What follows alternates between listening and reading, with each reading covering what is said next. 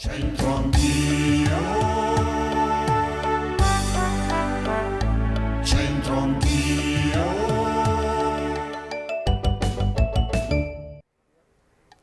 Bene, rieccoci qui, apriamo questa puntata nella nostra bella piazza Paolo VI e vi raccontiamo dal Museo di Santa Giulia una lastra tombale terranea con monaca in pietra di Botticino.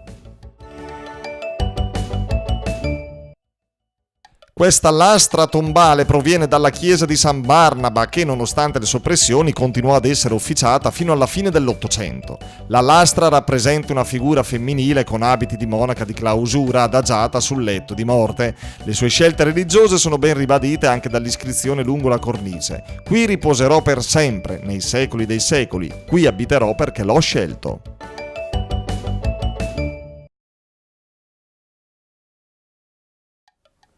Ed ecco il proverbio di oggi. De la zet, savete il capel, ma mia il cervel.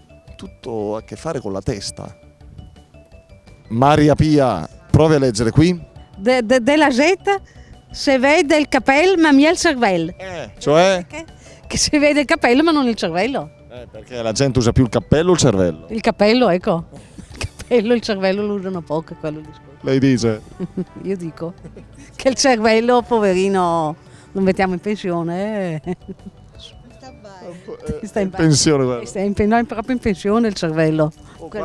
C'è l'aperitivo qua. Non importa, capisce? Che quando poi prima di aprire la bocca non lo attaccano, allora va bene, ecco. È uno sforzo. È uno sforzo.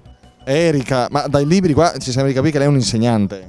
Insegno italiano agli stranieri e oggi ho fatto una lezione sul dialetto bresciano. Beh, ma allora Erika lei non scappa da sta cosa, non ha alibi stavolta. Senta, della zet savete il capel ma mia il cervel, cioè? Della gente, delle persone si vede il capello ma non il cervello. Sì, il cappello, ma mia il cervello. Ovvero che cosa può insegnare questa? Ci dice che non sai mai quel che pensa veramente la gente.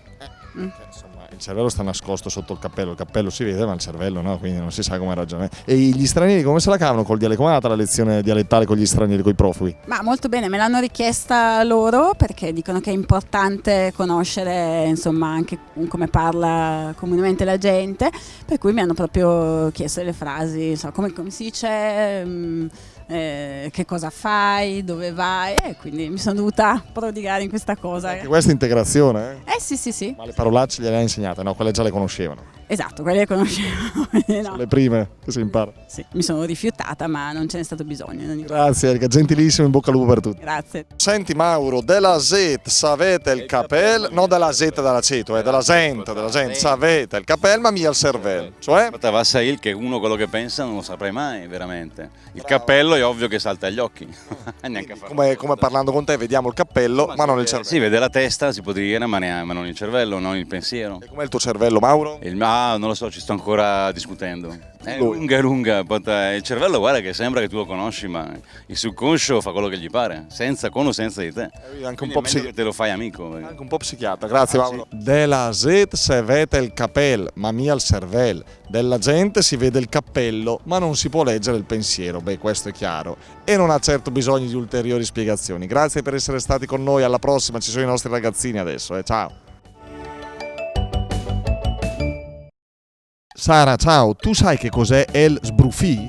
Lo sbruffino. Sì, brava, cioè dove si usa? È quando si va alla doccia. Sbruffì è l'annaffiatoio, si usa nell'orto. Ah. Centro anch'io.